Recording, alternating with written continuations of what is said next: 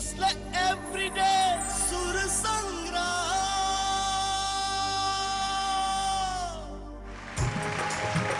तोहरे द्वार के नजारा बड़ी प्यारा मैया जी बड़ी नीक लागेला।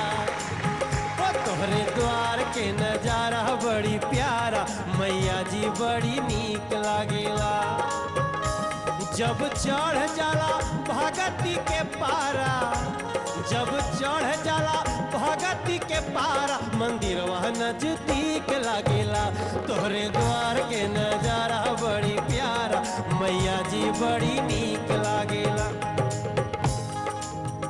एक रघुवीर बाबू बाड़े हमरे मंडल में,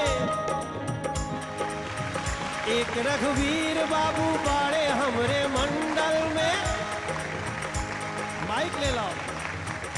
एक रघुवीर बाबू बाड़े हमरे मंडल में, गंगा जल भर के लाइल बाड़े ई कमंडल में।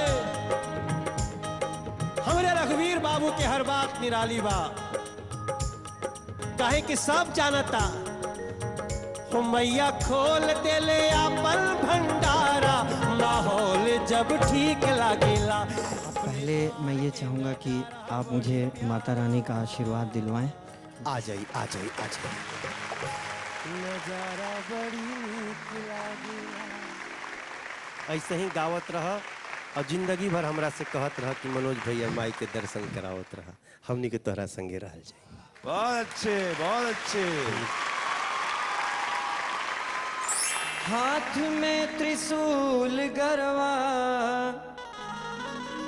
हाथ में त्रिशूल गरवा, सोनवा के हार रूपवा मनवा मोहत बा, सुरतिया मनवा मोहत बा कि बाड़ी शेर पे सवार रूपवा मनवा मोहत बा, बाड़ी शेर पे सवार रूपवा मनवा मोहत बा।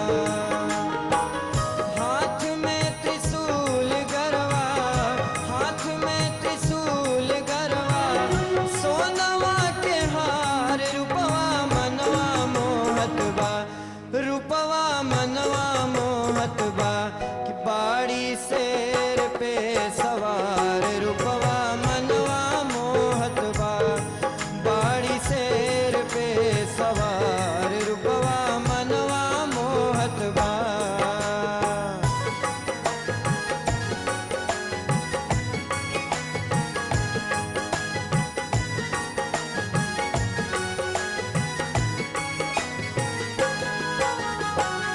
एक हाथ चक्र सोहे तुझे तलवरिया,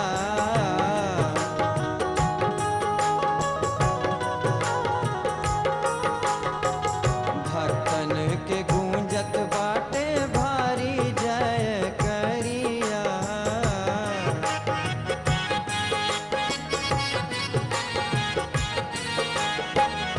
एक हाथ चक्र सोहे तुझे तलवरिया, भक्तन के गूंजत बाटे भारी जय करिया।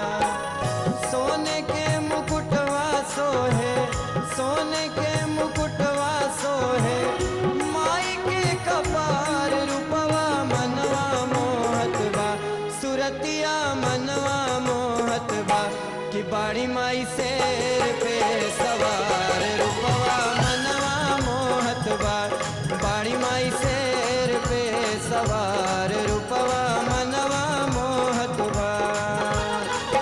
हाथ में त्रिशूल गरवा, हाथ में त्रिशूल गरवा, सोनवा के हार रूपवा मनवा मोहत बा कि बाड़ी शेर पे सवार रूपवा मनवा मोहत बा कि बाड़ी माई शेर पे सवार रूपवा मनवा मोहत बा, बाड़ी शेर पे सवार रूपवा मनवा मोहत बा कि बाड़ी माई शेर पे सवार रूपवा मनवा मोहत बा।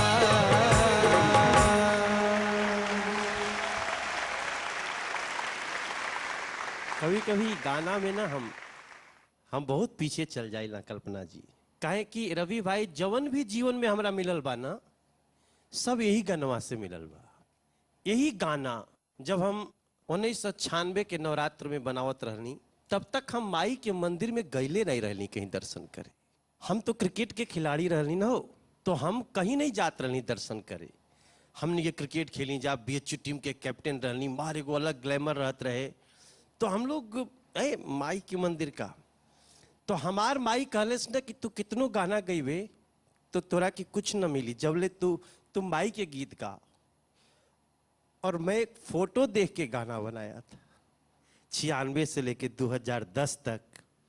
यही गाना से जियतनी अलग था कि जीवन बीत जाए, 2-4 जन्म आई तब वो शायद ही गनवा जिंदा रखी।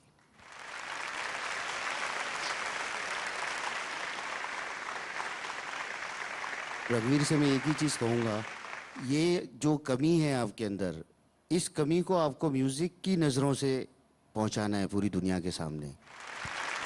थैंक यू सर। और आप बिल्कुल दिल खोल के गाते रहिए। इंशाल्लाह एक दिन आएगा कि आपको भी पूरी दुनिया जानती होगी।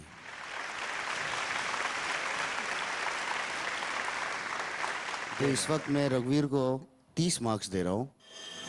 थैंक यू सर।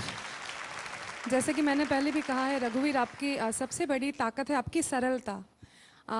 और आज भी वही हुआ, सब पे आप छा गए वही सरल भाव से। बाकी ज़्यादा नहीं बोलूँगी, मार्क्स है 29। 29 नंबर। आप जब गा रहे थे तो माँ का पूरा स्वरूप आपके शब्दों में इसलिए था क्योंकि आप दिल से महसूस करके गा रहे थे। जय माता जी रघु भैया, जय वाह बाबू, जय हो जय हो, जय माता। प्रेम से बोले सच्चे दरबार की जय। और रघुवीर भाई के इनके कुर्सी पर बैठा हो जाए।